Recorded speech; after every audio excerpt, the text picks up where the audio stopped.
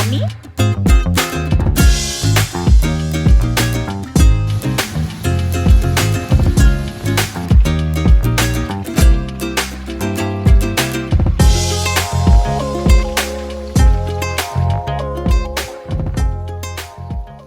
Hello guys, may adlaw sa inyong tanan. So, I was so busy ngayong umaga kasi naghanda ako ng mga pagkain namin. Ito pala is yung tomatoes na nanggaling sa Haviki, pati yung garlic and onion and ano pa nilagay ko dito. Yung bell pepper nilagyan ko nilagyan ko rin pala siya ng nabubulol ako. Nilagyan ko rin pala siya ng tawag nito, bell pepper and olive oil. Tapos binake sa oven. So, imamash ko na lang ito. Tapos ilalagay sa freezer. So, ito na yung magiging tomato sauce ko, guys. And meron tayo dito yung parang kebab siya, guys, na meat. Nanggaling dito sa Haviki. Tapos yung mga patatas galing din sa Haviki.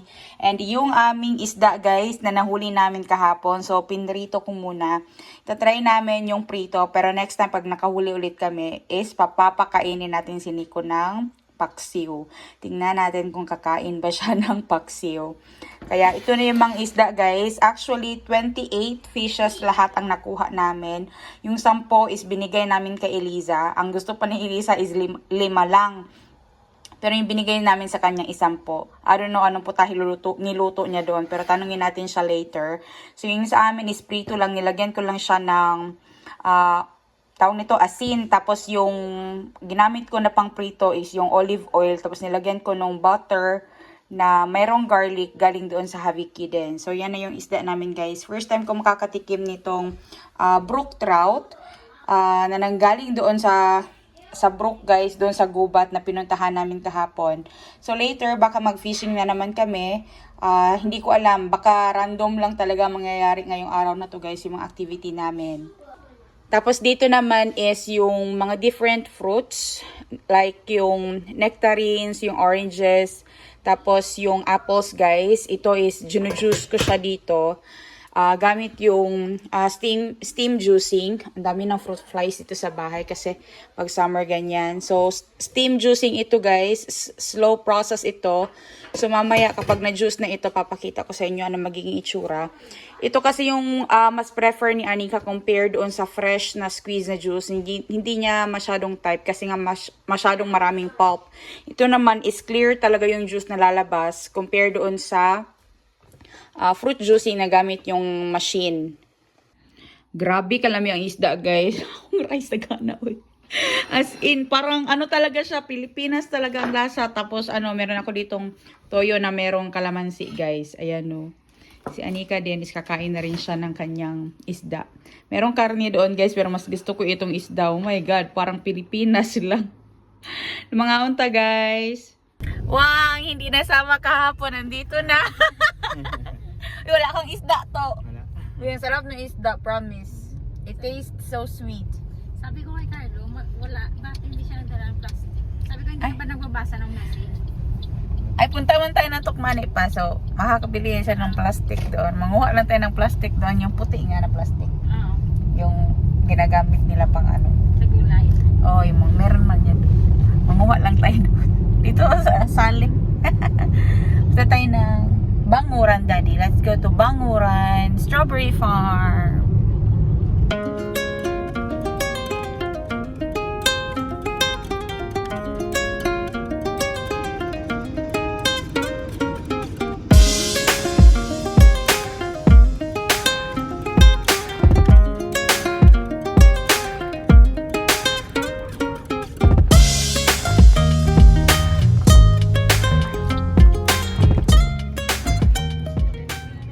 Diretso muna tayo dito, guys, sa simbahan para mabasbasan si Carlos. So this is the one of the oldest church here in Finland. And one of the most beautiful medieval church dito sa Finland, guys. Ito, ano ba ito? Medieval church. One of the oldest in Finland. And dito, more than ilang services ba yan? Parang 8 or more than 8 yata na church service kapag Pasko. Kasi marami talaga nagpupunta dito. Popular siya. Tapos, imagine mo, hundreds of years ng different Finnish families ang nailibing dito. Bili ka ng lupa dito? Ay, hindi na siya makawin. Sa akin, yun na lang. Sabi ni Lisa, guys, ang mga bulaklak talaga dito is totoo daw. Totoo nilalagay sa Sa mga puntod. Buhay na buhay.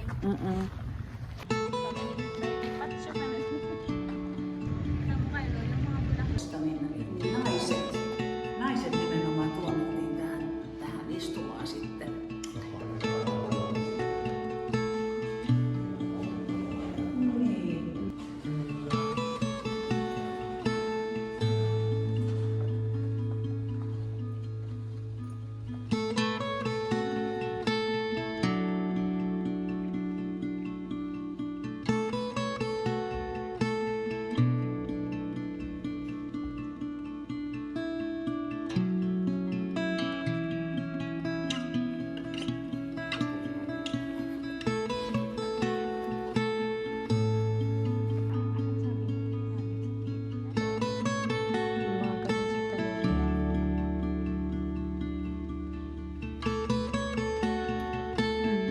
Preserve nila.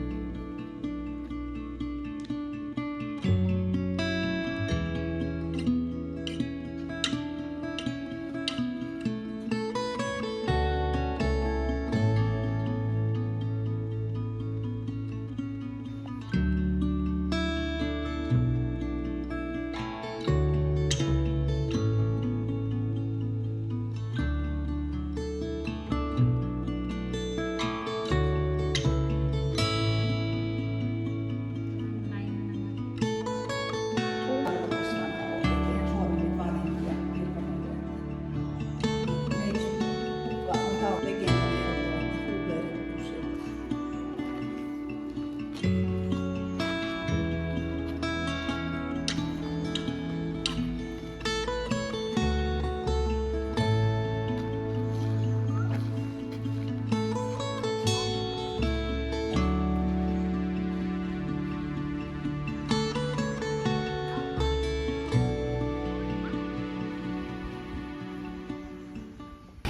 Alright guys, andito na kami ngayon sa Banguran na farm, strawberry farm. So magpipicking kami dito ng strawberries. Alis na daw sila. Ngayon, ngayon may measure na ito. So we are just coming, I will come back tomorrow to pay. O, di ba? 100 grams magkano? Ganyan sila nagtiwala dito. Bayaran lang dati to bukas na. Bukas na bayaran guys. Oh, 100 grams. 100 grams eh, minus niya yun sa timbang na makuha mo dito. Oo, ganun yun. Tapos unlimited kain, of course. Ano kinain ni Anika doon? Di ba ganyan sila mag-trust? As in, we just pay tomorrow daddy daw. And then she said we can take that vaka there or that weighing scale and weigh it and then go. And don't pay today, pay tomorrow. Only in Finland, you pick today, you pay tomorrow. Yay! So pili ka ng place mo. Doon tayo sa dulo, girl. And excite na. Doon sa dulo, doon sa dulo. Go, go, go, go, go. Go, go, go. Go, go, go. First time ni Lisa. Pero hindi na first time ni Carlos.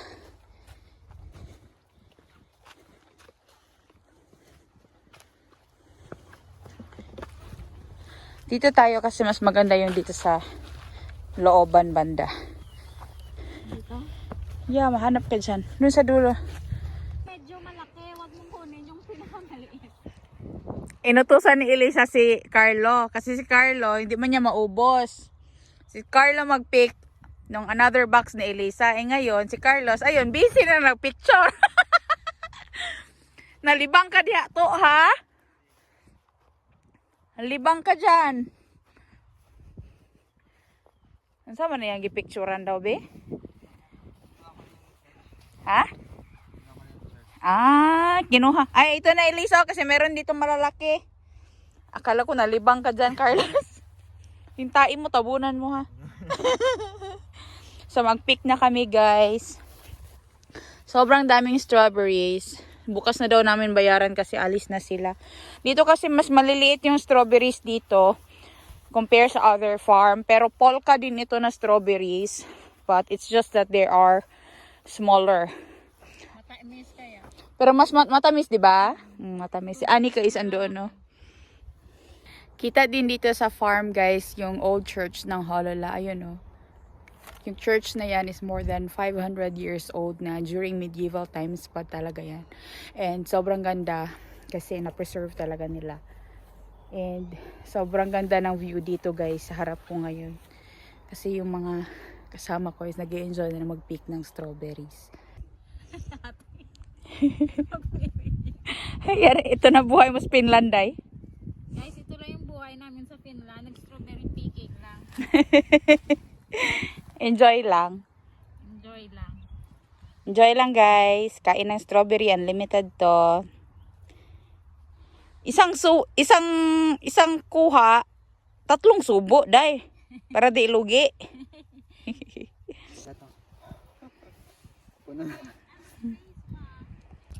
Tingin?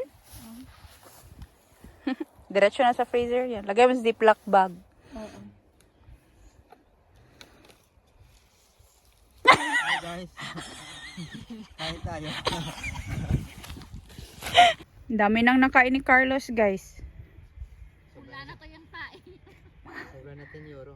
Sobra natin euro.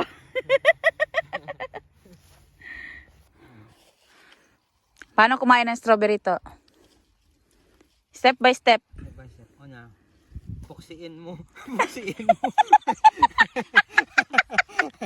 Tanggalin mo sa puno. Ah, puno ba yan? Puno. Tanggalin mo sa ano niya. Ano ba to? Sa tanim ng ano ba to? Oh. Strawberry. Oh, tapos? Tanggalin mo yung kulay green. Yeah. Tapos isubo mo na. Yun na. Sip-sipin. Sipipin. Sip-sipin o kagatin? Wag na. Diretso mo na. Lunukin mo na. Diretso na lang no. Ang liit kasi. Hindi mo na mahuya to. Matumba ako sa kinakaupuan ko dito. Yate. Dami, paano daw ulit? Una, puksiin mo. Tapos kagatin mo. Lunukin mo na. Wag mo na kagatin. Hingyaka na gid ko diri, guys, kay Kapoy. Siniko andun sa likod. Carlos and Elisa andun. Lingkod na jud ko diri. Ang tambuki kay lingkod na kay. Kapoy pud kay magluhod manguha og strawberry.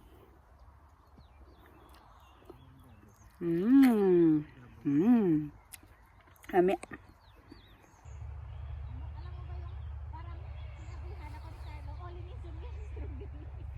Ha?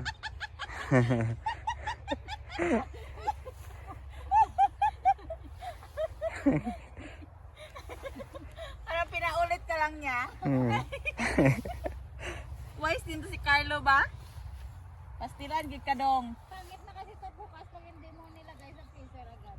Yes. Ang goal is na puno lang kaya kahit yung laya na strawberry pinipitas ni Carlo, guys. Ang sinugarado niya lang man, Elisa, mabusog siya. Nag-dig up na good siya ganiha. Nag-burp na. Daddy, Carlos is already full. He already burped. He already ate a lot. Yo. Kanya-kanya talaga kami ng posisyon dito. Si Elisa nakaupo na rin dyan sa damuhan. Kasi kapag nagluhod ka, kakapagod din. Kaya, Nakita ko sa video sa TikTok yung nagbebenta sila ng strawberry tapos yung sauce nila is chocolate. Parang sa France yata yun. tagal naman yan. Eh, Sa France yata yun. marami akong chocolate doon sa bahay. Bili ka lang. Hindi ka kasi. Hindi. Kahapon binigyan kami ng chocolate sa Biki. Dalawa yun malalaki. Mm. Patser. Mm. Pwede mo yung tanawin yung chocolate. Yung tagkaon eh.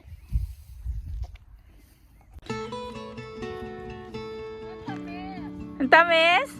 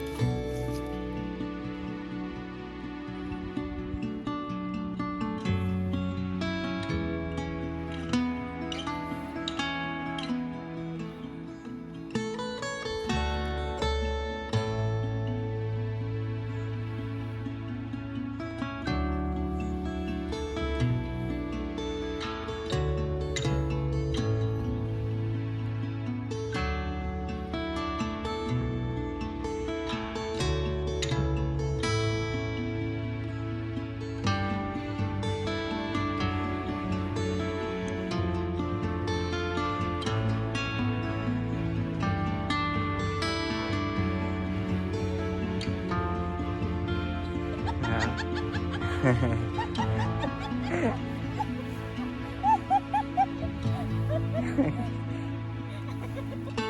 pinaulit na lang niya? Wise dito si Carlo ba? Aspiran, di ka dong. Yes.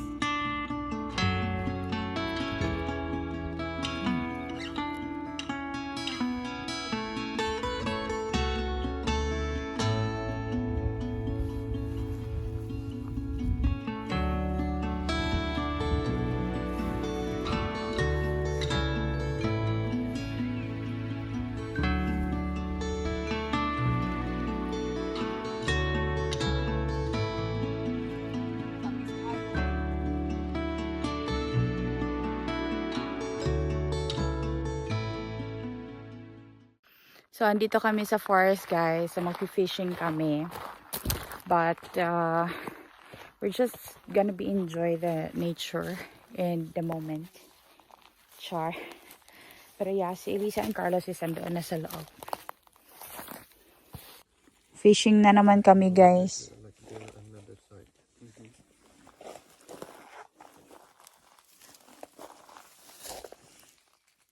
I think it's two. Mika? Sa gilid lang kami ng kalsada, guys. Another destination ito. Pero kadugtong lang itong brook na ito doon sa pinuntahan namin kahapon. Meron ditong parang tulay-tulay ba?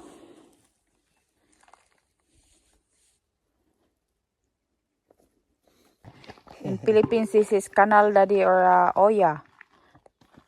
But in Finland, this is a brook. It's a clear water and clean water. In Philippines, there's a diaper floating. And slippers floating. But this one is very clear. See, there is a fish over there. It's moving. Ano, ready ka na? Sige na. She loves me. Ayoko. She loves me not. Sige na, try mo nga.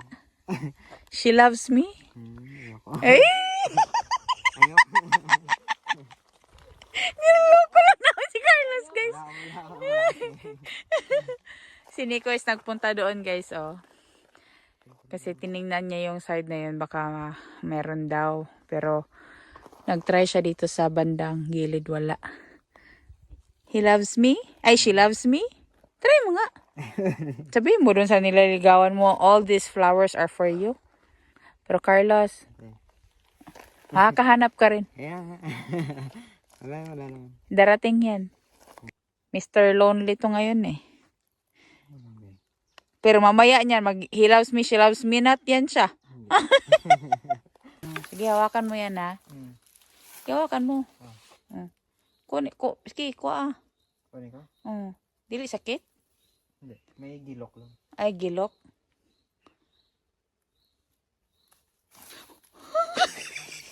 Meron niya. Itapon mo yan to. Ay, sabi, chismoso ka. Ano ang pangalan mo? Sakit to? Ha? Sakit? Medyo lang. Medyo lang. Sismuso. Chismoso ka to. Hindi ko alam. Kasi para sa mga marites, manggod niyang nukunin. Hindi yan.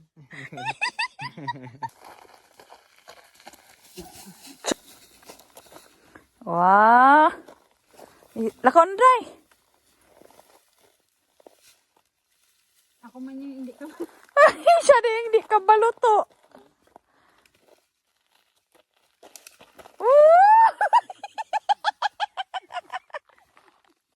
To, listen to the sound of nature daw. Anong sound ng nature narinig mo? Yung mga lamok. Lamok!